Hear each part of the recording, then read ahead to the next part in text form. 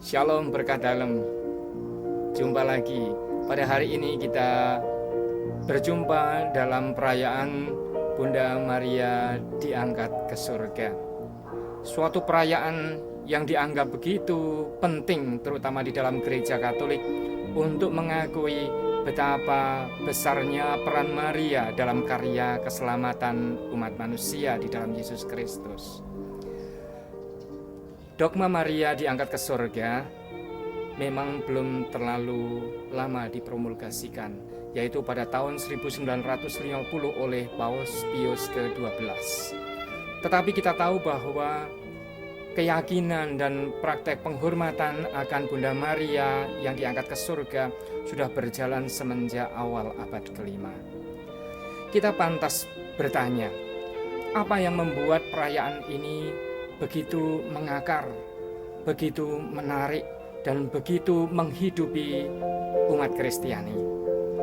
Pertama-tama tentu kita bisa merefleksikan dari pengalaman kita sebagai manusia yang punya ibu.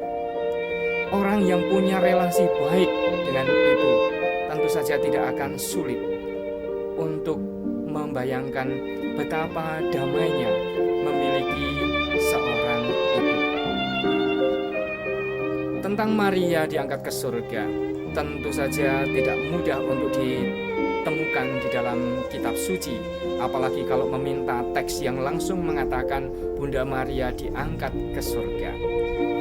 Akan tetapi tradisi gereja yang bergaul erat dengan Bunda Maria dan sungguh-sungguh menemukan hal-hal yang sangat fundamental untuk bisa mengatakan iman ini, bahwa Bunda Maria dimuliakan Allah sekian tingginya sampai diangkat ke surga.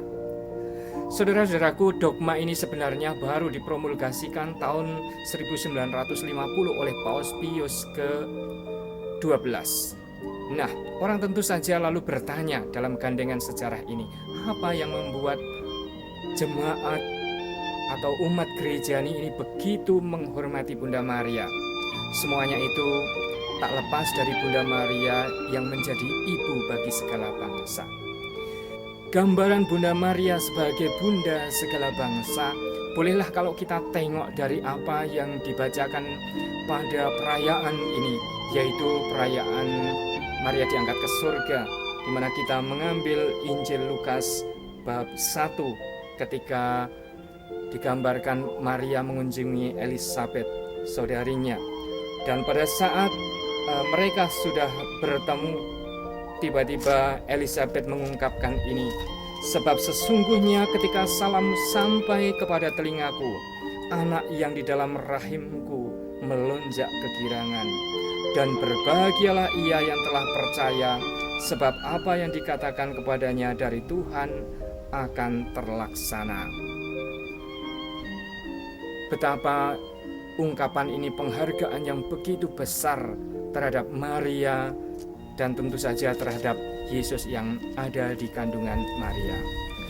Pada prakteknya pada zaman ini, Maria diyakini menjadi ibu segala bangsa, dan sungguh meskipun gambarnya berbeda-beda, Anda menemukan gambar Maria yang begitu cantik dari dunia Timur Tengah, menemukan gambar Maria yang berbeda lagi yang datang dari Eropa, menemukan gambar yang lain lagi atau image yang berbeda dari Meksiko seperti Our Lady of Guadalupe. Anda bisa menemukan aneka gambaran Maria. Tetapi umat manusia yang mengimani Maria itu kemudian punya bayangan yang sama. Apakah bayangan itu? Yang ini menarik untuk membuat kita juga meyakini mengapa begitu berharga perayaan ini, yaitu bahwa mereka yakin bahwa mereka punya ibu. Apa artinya mempunyai seorang ibu? Orang yang merasa memiliki seorang ibu biasanya memiliki suatu gambaran relasi yang begitu dekat antara anak dan ibu. Kita umat gereja nih juga memiliki seorang ibu, yaitu Ibu Maria. Berharap bahwa kemudian kita punya relasi batin yang sama, di mana kita memiliki seorang ibu yang care terhadap kita, seorang ibu yang sungguh-sungguh tahu apa yang kita perlukan, seorang ibu yang tahu kepada siapa dia akan berseru, seperti peristiwa Kana ketika Maria berkata kepada Yesus, "Anggurnya telah habis." Saudaraku sekalian, itulah makna bahwa kita memiliki seorang ibu yang kemudian diyakini oleh seluruh bangsa atau umat manusia di berbagai belahan dunia untuk mengatakan satu keyakinan yang sama, bahwa kita punya ibu. Berbahagialah kita bahwa kita punya ibu yang sama. Yang kedua, keyakinan kita tentang Bunda Maria tentu saja bukanlah iman yang tunggal begitu saja, tapi sesuatu yang tak terlepas dari iman kita akan Yesus Kristus yang dikandung Maria secara manusiawi, tetapi juga sekaligus diakui bahwa peran Maria menjadi jalan ilahi untuk karya Allah Bapa. Karena itu saudara-saudaraku sekalian, jangan ragu, karena barangkali ada yang masih ragu juga. Ada orang yang mengatakan dengan segala keraguannya karena merasa melenceng imannya hanya karena mengimani peran Bunda Maria. Jangan merasa tersesat. Ada sekian banyak orang yang merasa gelisah dengan iman itu. Tetapi saya yakin orang yang mampu menangkap kedalaman rahasia peran seorang ibu di dalam hidup manusia saja, orang pasti akan mudah mengatakan, betapa bahagianya aku punya Maria, karena kemudian akan menjadikan kita juga dekat dengan Yesus lewat pengalaman kedekatan kita dengan Bunda Maria. Seperti yang kadang dikutip, Per Mariam ad Jesum, melewati Maria kita datang kepada Yesus. Yang ketiga yang mau saya katakan sebagai refleksi dari perayaan ini adalah Bunda Maria adalah sosok yang sangat sederhana, tetapi dia mampu menangkap hal-hal yang tidak sederhana, bahkan yang sangat mendalam, yaitu bagaimana kerja Allah yang mampu membalik-balikkan suasana, yang mampu membalikkan keadaan maksud saya. Coba bayangkan nyanyian Maria yang begitu indah, yang sering dikatakan sebagai Kidung Maria. Jiwaku memuliakan Tuhan, dan hatiku bergembira karena Allah Juru Selamatku, karena Ia memperhatikan kerendahan hamba-Nya. Sesungguhnya mulai sekarang segala keturunan akan menyebut aku bahagia, karena Yang Maha Kuasa melakukan perbuatan-perbuatan besar kepadaku, dan namanya adalah kudus. Dan rahmat-Nya turun-temurun atas orang yang takut akan Dia. Marilah kita lihat berikutnya.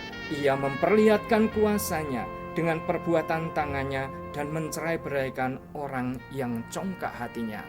Dan kemudian ditambah lagi kekuatan Allah untuk membalikkan keadaan manusia. Orang yang sudah begitu tinggi bisa diturunkan, orang yang merasa sangat rendah bisa diangkat begitu tinggi oleh Tuhan. Meyakini apakah ini? Meyakini kekuasaan Tuhan dalam hidup manusia yang kadang begitu tipis, begitu lemah dalam hidup kita. Maria meyakini itu. Di balik kesederhanaan Maria, Maria punya kekuatan.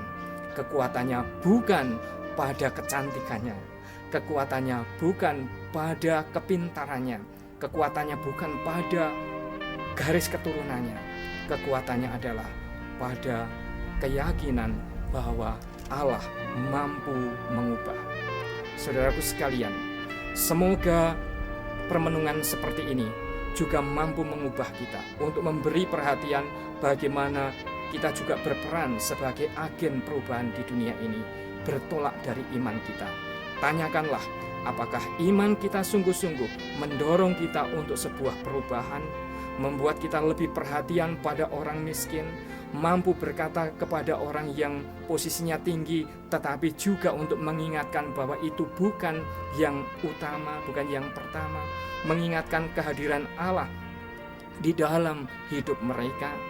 Intinya, iman kita akan Maria yang diangkat ke surga mestinya juga berbuah menjadi solidaritas, keyakinan yang menggerakkan, yang membawa perubahan. Saudara-saudaraku sekalian yang terkasih, Anda adalah orang yang dianugerahi iman. Marilah kita menggiring iman kita, membawa iman kita pada pujian yang mendalam kepada Allah, tetapi juga membawa perubahan di dunia seperti didoakan dan diimpikan oleh Bunda Maria. Tuhan menyertai Anda.